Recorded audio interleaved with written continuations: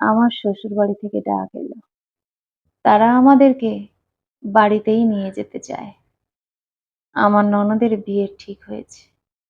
সেইজন্য তারা চায় না তাদের বাড়ির ছেলে-বউ বাইরে থাকুক। আমরাও বেশ আনন্দে শ্বশুরবাড়িতে গেলাম।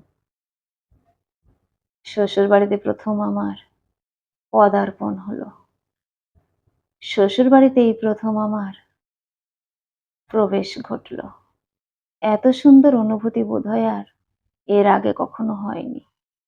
যাই হোক, ননদের দেখাশোনাতে তো কোনোদিনও সাহায্য করতে পারলাম না।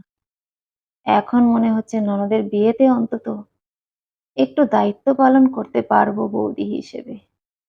ভালোই ভালোই আমার ননদের বিয়েটা হয়ে গেল। আমার স্বামী তার বাবার কাছে সবকিছু বলল যে তার কোনো রোজগার নেই।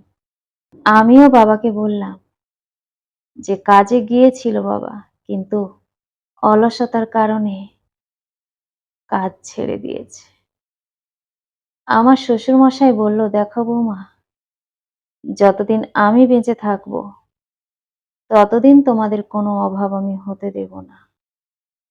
কিন্তু যখন আমি থাকবো না, তখন তোমাদের অবস্থা কি হবে সেটা একবার ভেবে নিও।